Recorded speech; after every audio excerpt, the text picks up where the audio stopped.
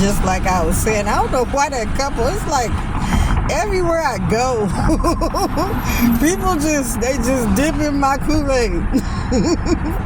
I just minded my business, and I was sitting on a bench at the park, and they came to sit right next to me. Then I got up and walked into the flagpole, and they followed me there. Then they started, well, y'all saw it. I don't know. I just get that. People I don't say anything. I don't know. I don't know if it's the Holy Spirit, it's just God, or the energy. I don't know why people feel like they could just approach me and it's going to be okay. And I thank God for that. I thank God for that gift. But like I was saying, materialistic thing is some of these people that I've met are a millionaire. I've met botanists. I've met bioengineers. I've met so many like rich, smart people. And you would never know it looking at them. It's like, I know we talk about Louis Vuitton and Chanel and stuff like that, but if I could show you these people who I was just talking to, and I give people respect, I don't put them in the... She even asked that I want to take a picture. I was like, no, I got so many. Y'all heard it. But some of these people are just filthy rich, and you just wouldn't even know it. They just look like everyday people just walking at the lake. And I love that. I can talk to them and I'm not too poor, or I'm not too underdressed, or, you know what I mean, poverty stricken for them to approach me. And I love that. And I mean, if God has blessed you with luxury items, I mean, that's a blessing to have that. Louis Vuitton, Chanel, Gucci, so many others. I really just like Haute Couture, and I found me some riding boots, y'all, and a riding hat, and I'm trying to find a jacket to it. I love like stable wear and stuff from Hermes. When I first got into Hermes, I didn't know that they started out with like all things horses and saddles and straps and boots and luggage. I didn't know that that's how they started out, and then they ended up in luxury items, and that's one of my favorite brands, and I don't think it'll ever be the same. And if I could just have the boots at last year's fall show, if I could just have the Hermes boots, I would love that. But I mean, I don't own any luxury items. I found stuff and looked upon stuff at thrift stores and consignment shops. But like outright buying it, no, I can't say that. But kudos to you if you can. I mean, I don't use luxury items as a weapon to make people feel bad or to feel like they're beneath me. If you can afford it, baby, bye. Blessings to you. Where I live at, I wouldn't even do it. It's just people are so conscious of name brand and gear and luxury items. I don't want to lose my life flexing in the hood. I wouldn't do it. I just wouldn't. I don't like, how can you say it? I don't like, or weapons, stuff like that.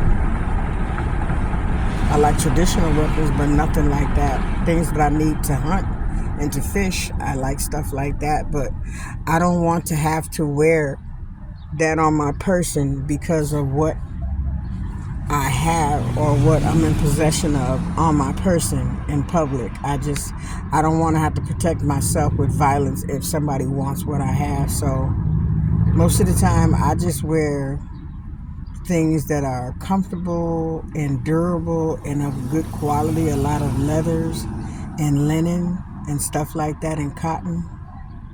And I just wear what makes me comfortable and what I think looks good together.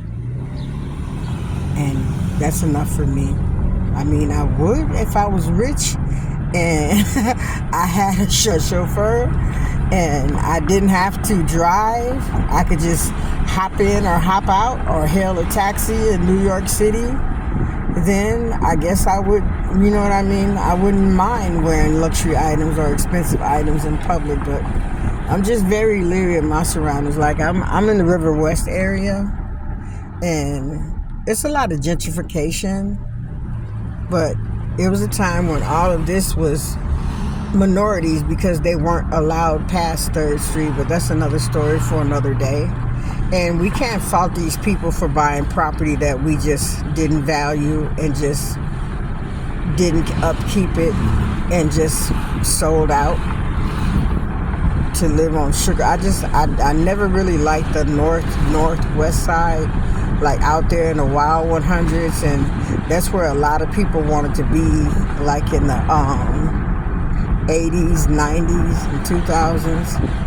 And it's just too far away from everything. I used to live out there, way out there. It would take me almost an hour to get downtown. And if you got to go to court, you got to get birth certificates or something like that. It was a trek. So I'm going to Peach, y'all. I'm trying to find me some grapes. Some grapes with seeds in it. I can't find any grapes with seeds. Everything's seedless. And I got some bread, some really like thick sourdough bread. I want me some grapes and bread. I want some cheese. I'm sorry, Cole. I just want a little piece of cheese. But y'all, that's what I mean. It's like, this is a continuation of my other video. I'm just going to have it on a different channel because I am actually driving. It categorizes to be put in the Black's little Black's little toy adventures. Look at this, is much needed. But you see how that man is on the back of my truck like he want to hit me? It's like they need speed bumps because these people drive so crazy out here. So crazy. It's not even safe.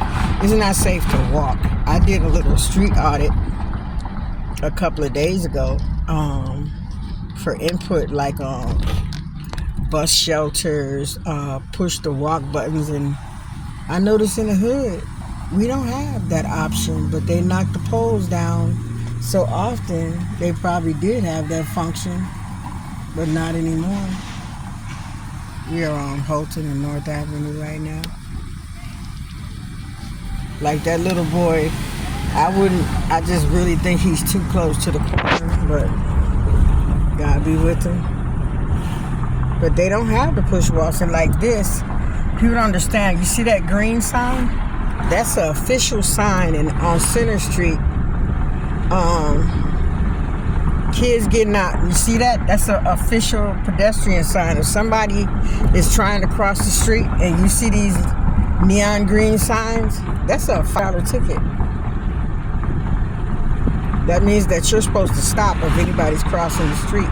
And a lot of people don't even pay that sign any attention. And we just walked the neighborhood, and I was just amazed at the lack of respect to government signs. I do like what they're doing on MLK. Like, this is developing a new African American something. They are trying to build this little area up, but it's still not safe. It's not safe to cross the street for elderly people, let alone children getting out of school. And everything's boarded up. But that little Hong Kong Express, that place has been there since, I think it used to be another restaurant, another food restaurant. I can't think of the name, but it closed down. And that place has been in business, and they have a lot of business. When I tell you, they always got somebody in that, look, they always got somebody in that parking lot. Always.